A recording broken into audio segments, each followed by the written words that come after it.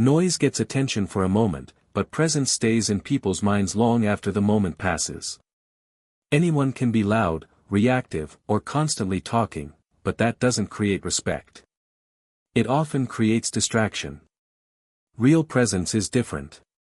It comes from control. From knowing when to speak, when to stay silent, and how to carry yourself without needing to fill every space with words. The loudest person in the room is usually trying to be seen. The calm person doesn't try, they are seen. Because when you are not reacting to everything, not chasing attention, and not speaking just to be heard, your words gain weight. You become more intentional. People listen more closely, not because you demand it, but because you don't waste it. Silence, used with awareness, creates curiosity. It draws attention naturally. But silence is not about saying nothing, it's about saying only what matters. It's about observing more, understanding more, and reacting less. That's where influence comes from.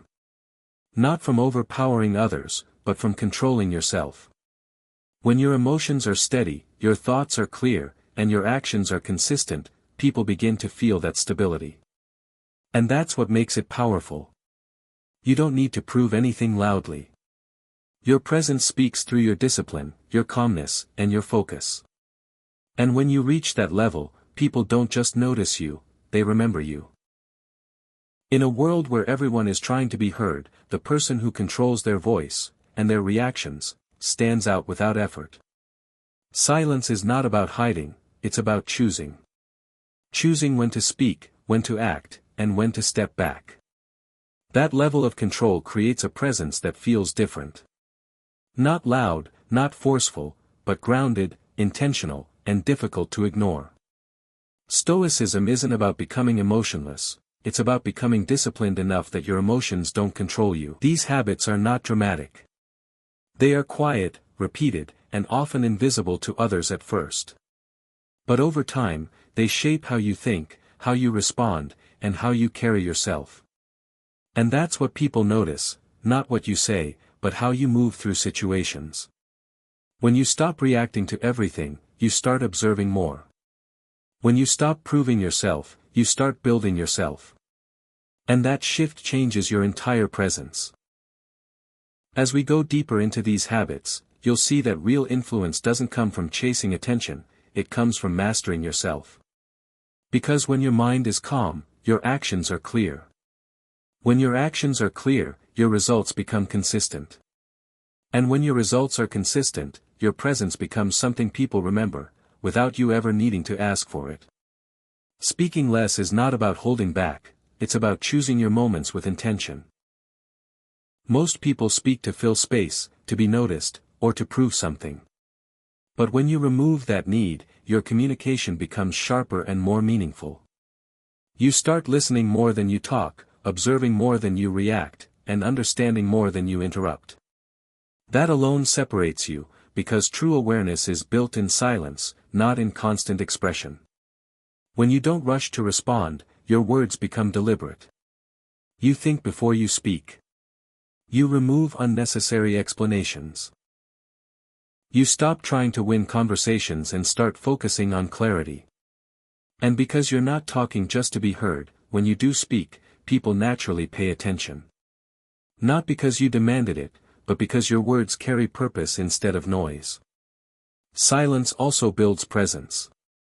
It creates a space where others become more aware of you. They notice your calmness, your control, your ability to stay grounded without needing to dominate the conversation. And that kind of presence feels powerful, because it's rare. It shows confidence, not the kind that seeks validation, but the kind that already knows its value. Controlling your emotions doesn't mean you stop feeling, it means you stop being controlled by what you feel. Most people react instantly.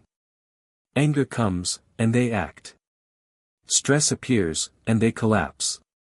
But emotional mastery creates a gap between feeling and action. In that gap, you think clearly.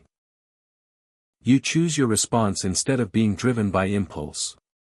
And that alone changes how you handle every situation. When you don't let small things disturb your peace, you protect your energy. You stop giving importance to what doesn't deserve it. When you don't allow others to control your mood, you take ownership of your inner state. That's real power, being steady even when the environment is not. Because once your emotions are no longer controlled by external factors, you become consistent, focused, and difficult to shake. This doesn't mean you ignore emotions. You acknowledge them, you understand them, but you don't let them take over your actions. Anger becomes awareness. Stress becomes focus. Pressure becomes discipline. And over time, this control becomes natural.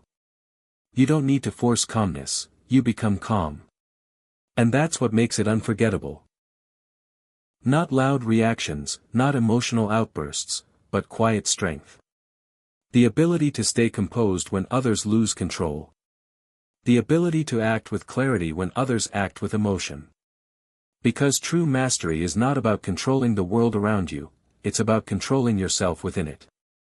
Being comfortable alone is not isolation, it's independence. Most people fear silence because it forces them to face themselves. That's why they constantly seek distraction, noise, or company. But when you reach a point where you can sit with your own thoughts without discomfort, something powerful happens. You stop running, and you start understanding. You no longer chase people just to fill a gap. You no longer depend on attention to feel valued. Your happiness stops being tied to who is around you and starts being built from within. That kind of stability changes everything, because now your peace is not fragile. It doesn't depend on others staying, responding, or behaving a certain way. Solitude also sharpens your mind. Without constant noise, you begin to think more clearly. You reflect, you analyze, you grow. You become more aware of your habits, your patterns, your direction. And that awareness builds confidence, not loud confidence, but quiet certainty. The kind that doesn't need reassurance. And here's the shift most people miss: when you are truly comfortable alone, your relationships change. You no longer connect out of need, but out of choice. You don't beg for connection, you select it. And that makes your presence more valuable, because it is not given freely to everyone. It is given intentionally. That's what makes you complete. Not because you don't need people, but because you don't depend on them to feel whole. And that kind of self-sufficiency naturally attracts the right connections, without effort, without chasing, without losing yourself. Observation is what separates reaction from understanding. Most people move fast, they hear something and respond, they see something and judge, they feel something and act. But speed often replaces clarity. When you slow down and observe first, you start seeing what others miss. You notice patterns in behavior, inconsistencies in words, and intentions behind actions. That awareness protects you from being misled or manipulated. When you listen more than you speak, you gather information without revealing everything about yourself. You begin to read between the lines: tone, body language, timing, silence. You understand not just what people say, but why they say it. And that deeper understanding gives you an advantage. Because you are no longer reacting to surface-level signals, you are responding to what's actually happening beneath them. Staying calm in chaos is a direct result of this habit. When others panic or react emotionally, you remain steady because you are observing, not absorbing. You give yourself time to think before acting. You don't jump to conclusions or let assumptions control your response. And that control keeps you from making decisions you might regret. Over time, this builds quiet intelligence. You don't need to prove anything loudly, because your awareness speaks through your actions. You move with precision instead of impulse. You choose your responses instead of reacting automatically. And that clarity, built through observation, becomes a form of power that most people never develop. Being mysterious is not about hiding, it's about choosing what deserves to be shared and what should remain yours. Most people overshare because they want to be understood, validated, or noticed. But when everything is visible, there is nothing left to discover. And when there is nothing to discover, interest fades quickly. Mystery keeps space between what people see and what they don't, and that space creates curiosity. When you don't reveal all your plans, you protect your focus. Talking too much about your next move often reduces the drive to actually execute it. But when you keep it to yourself, your energy stays directed toward action, not explanation. You don't feel the need to justify every decision or narrate your progress. You simply move forward quietly, and that builds a different kind of confidence, one that doesn't depend on being seen. It also gives you control over your presence. You decide what people know about you, instead of letting everything be exposed. That doesn't make you distant, it makes you intentional. You share when it adds value, not when it fills silence. And because of that, your words carry more weight, and your actions create more impact. But real mystery is not about creating an image, it's about having depth. When your life is built on growth, discipline, and purpose, there is naturally more beneath the surface than what is shown. And people sense that. They become curious not because you are trying to impress them, but because you are not trying to reveal everything. That's what makes it powerful. You don't chase attention, you attract it by not needing it. You don't explain your path, you let your results unfold it. And in that quiet space between what is seen and what is built, your presence becomes something people remember. Consistency is what turns intention into identity. Anyone can be loud for a moment, posting, talking, announcing plans, but very few can stay steady when there's no attention, no quick results, and no external reward. That's where the real difference is built. When you choose to work more than you speak, your energy stays focused on progress instead of performance. You don't rely on motivation because you understand it fades. Discipline takes over when motivation disappears. You show up even when it's boring, even when it's hard, even when nothing seems to be changing. And that repetition, day after day, starts to compound. Not in a way that's immediately visible, but in a way that becomes undeniable over time. When you stop chasing instant results, you gain patience. You trust the process instead of forcing outcomes. You don't compare your pace with others because you're focused on your own direction. And without that pressure, your actions become more stable, more intentional. You're no longer reacting to how things look, you're committed to what you're building. And that's where quiet strength comes from. Not from attention, not from recognition, but from knowing that you are consistent regardless of circumstances. You don't need applause because your progress is proof enough. And over time, that quiet discipline turns into something powerful, something steady, reliable, and difficult to stop. Letting action speak is about removing the gap between what you say and what you actually do. Most people try to build credibility through words, explaining their plans, defending their abilities, or trying to convince others of their potential.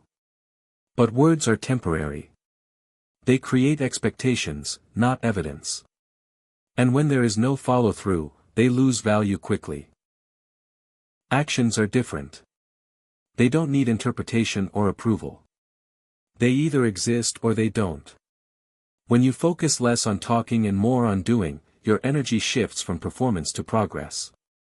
You stop wasting time proving yourself in conversations and start building proof through results. That's where real credibility comes from, not explanation, but execution. When you don't chase validation, you also free yourself from unnecessary pressure. You stop trying to be understood by everyone. You stop arguing to defend your worth. Instead, you stay focused on what actually matters, your consistency, your discipline, your improvement. And over time, those actions begin to speak on their own. People don't remember what you said, they remember what you did. And when your actions are consistent enough, they become your identity. No need for exaggeration, no need for approval, no need for noise. Just steady, intentional effort that builds results silently, but powerfully. Detaching from opinions doesn't mean ignoring feedback or pretending nothing matters, it means understanding what actually deserves your attention and what doesn't. Most people live with their identity tied to external approval. Praise makes them feel valuable, criticism makes them question themselves, and opinions from others constantly shift how they see their own life. That creates instability, because your sense of self keeps changing based on external noise. When you detach, you stop outsourcing your worth. You begin to understand that not every comment needs a reaction, not every judgment needs a response, and not every opinion reflects truth. People will always see things through their own perspective, shaped by their experiences, emotions, and biases. If you try to adjust yourself for every viewpoint, you lose your direction completely. Stoic thinking brings you back to control. You focus on your actions, your values, and your progress. Not on how loudly others approve or disapprove. Criticism no longer breaks your focus, and praise no longer distracts you. You remain steady because your foundation is internal, not external. And when that happens, something important shifts. You stop performing for acceptance and start living with intention. You don't change who you are just to fit in, and you don't shrink your goals to match someone else's comfort level. Instead, you move with clarity, knowing that opinions will always exist. But they no longer define you. That's where freedom begins. And once you are free from constant validation, your energy becomes more stable, your decisions become clearer, and your path becomes fully your own. Staying calm under pressure is not about ignoring stress, it's about not letting it take control of your thinking. Pressure will always exist in some form: deadlines, uncertainty, problems, expectations. The difference is in how you respond. Most people react immediately, driven by fear or urgency, and that reaction often creates more chaos than the situation itself. When you stay calm, you create space between the situation and your response. In that space, you can think clearly instead of reacting emotionally. You stop rushing decisions, which helps you avoid mistakes made in panic. You start seeing the situation as it is, not as your fear is trying to make it appear. That clarity alone puts you in a stronger position than most people in the same situation. Calmness under pressure is built through control, not luck. It comes from training your mind to slow down when everything around you feels fast. You learn to observe first, respond second. You don't let fear decide your actions, and you don't let stress break your focus. Instead, you stay steady, even when things are uncertain. Over time, this becomes part of your identity. You stop being the person who reacts emotionally in difficult moments and become the person who stays composed. And that composure is powerful because it is rare. While others panic, you think. While others rush, you plan. While others lose focus, you stay grounded. And that is what makes calmness under pressure not just a skill, but a strength that sets you apart. Inner confidence is not built by convincing others, it is built by learning to trust yourself when nothing external is supporting you. Most people confuse confidence with attention or approval, but that kind of confidence is fragile. It depends on reactions, praise, and validation. The moment those disappear, so does their self-belief. Real confidence is different. It stays steady even when no one is watching, no one is clapping, and no one is affirming your choices. When you stop comparing yourself to others, you stop living in constant measurement. Comparison creates pressure because it always shifts your focus outward instead of inward. Inner confidence grows when your focus returns to your own progress. Your habits, your discipline, your consistency. You begin to measure yourself by who you were yesterday, not by who others are today. You also stop depending on external validation to feel valuable. Instead of asking, "Do they approve of me?" you start asking, "Do I respect the way I'm living?" That shift changes everything. It makes your confidence internal, not borrowed. You stop performing for approval and start acting from self-trust. And over time, this builds something stable. You don't fake confidence anymore because you don't need to. You are not trying to appear strong, you are simply grounded in your actions, your growth, and your direction. That kind of confidence doesn't need noise. It doesn't need explanation. It is quiet, consistent, and steady. And that is what makes it powerful. Because when your belief in yourself is no longer dependent on outside approval, nothing outside can easily shake it. Are you trying to be seen, or are you becoming someone impossible to ignore? Silent strength is not about hiding your voice, it is about becoming so powerful that your presence speaks before you do. If this content gave you value, take a moment to reflect on it and carry it forward in your actions. Growth only matters when it's applied, not just understood. If you want to support the channel, you can like the video, follow, and subscribe. And if you have your own thoughts, share them in the comments. I'd be interested to see how this message connects with your perspective.